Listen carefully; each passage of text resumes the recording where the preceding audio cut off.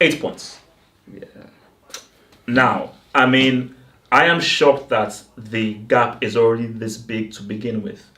And a lot of people are now saying that it's Liverpool's title to lose. That may be true, but they were like 7 points or 8 points clear around, I think it was December or November, a lot later, and then we all know what happened against Leicester City, against West Ham, and against Everton. Like, they had it with them. All they did was just one win from those 3 games that have been champions. Because for some reason, Pep Guardiola decided to lose 2-0 to Wolves against a guy who bleaches his skin. So, my thing, shout out to Daniel for actually showing me the before and after pictures of the dude. So, I'll come first to Devo then. Is it too early to say that it's Liverpool's title to lose? I mean, we are only in October right now. Yeah, I seem to remember a few weeks ago, I'm going to go back into Devo Knows volume, must be 98 by now. I said, as soon as Liverpool got injured for a long-term injury, Liverpool's title. The difference between this season and last season is Liverpool was fit and they had company and they had people in the centre of defence who you can rely on. Now that Laporte's gone, company's gone, they have Otamendi, who, as we saw at the weekend, got absolutely rinsed by Jimenez for the first goal. He is not a reliable centre-back on his own. They're playing Fernandinho in there. Fernandinho is not a centre-back. He's a reliable player, but he's not a centre-back. They have issues defensively. They were very strong defensively last season. This season, they've looked shaky in quite a lot of games. Crap. Yeah. So I think that's the difference, whereas Liverpool have got this 90s Man United magic where you know they're going to win. It doesn't matter if it's the 97th minute, they're going to score. They have that luck. And what I mean by that, I'm not saying they're getting decisions that they shouldn't have, although the Mane thing was very much, he played for that penalty. But there was contact. Yeah, there was contact, and he went down. Football, yeah. But if the shoe was on the other foot, I know our Liverpool fans would be talking. So, but it was a penalty. But where I'm saying the luck came into is, what the hell was Albrighton doing? What was he doing? All he had to do was kick that out for a corner. Yeah. And he dallied. Schmeichel got into a bit of a mess. They get the penalty. That's what Man United used to do in the 90s. All the time. Liverpool have got that about them. So for me, Liverpool's title. I can't see anything other than Liverpool winning and gloating for the next 15 years about being the best club in the world, and we're all going to have to sit there and watch it and listen to that crap. For me, I still feel it's a bit early, man. But so, Jack, where are you seeing it right now? It's a Liverpool clearly title challenge. It's flipping October, bro.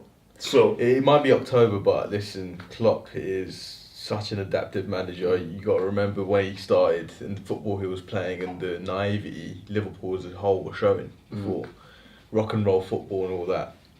They were shipping goals. As soon as he did get Van Dijk, he changed his style of play along with it. Yeah, he started taking leads early and sitting back. He never used to do that. He used to always want more constantly. Then the following season, last season, he was pragmatic, especially in the beginning of the season. Yeah. And Liverpool were ruthless in the final third. And I think this time round, it's 8 points. It's more points clear than he was last season. And they only lost the title by 1 point. But also, I think Man City have more slip-ups in them. I think Liverpool will learn from last season as well, their mistakes. And again, I think the injuries with Man City, you got what you said about Otamendi. I think you were too easy on him. He's terrible. Oh no! I mean, basically, he's been called Mustafi 2.0 in the live chats. I don't know. Mustafi's balling this season though. I'm just going to put that out there. So Mustafi or Otamendi, who's worse? Otamendi's a better footballer. Yeah. As far as a better defender goes, I think maybe Mustafi's edging it as of right now.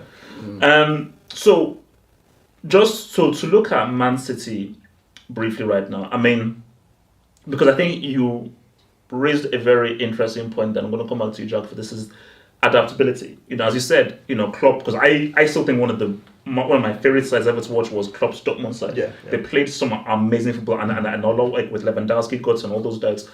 And what was amazing is he actually adapted his style and he changed his style. Pep has always had a clear philosophy. And how can he argue? League championships for Bayern Munich, League championships for Barcelona, and 100 points one season, 98 points another season. But in watching that game against Wolves, I was like, just play the ball long, play the ball direct, but it was short. So do you think...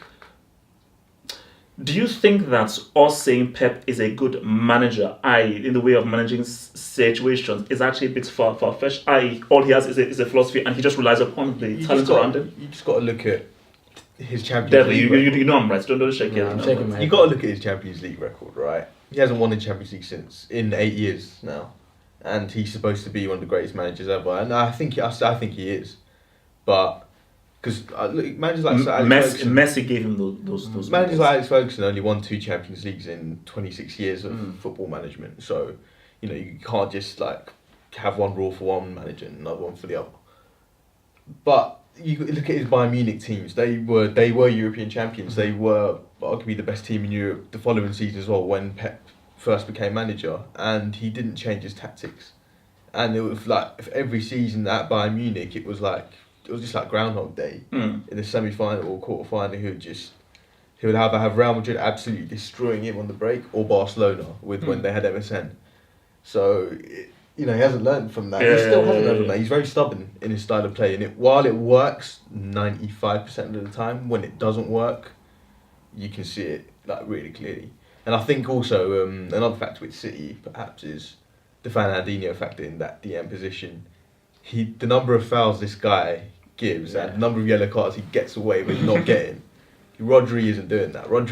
That's not his game. Yeah. And it's those nippy little things that he stops. Yeah, he doesn't have that nasty streak. Whereas Fernandinho is one of the best tactical foulers you ever get. Oh, no, He's brilliant. He knows when to foul. And he's very good at getting away with it somehow. Because they're never like really obvious fouls.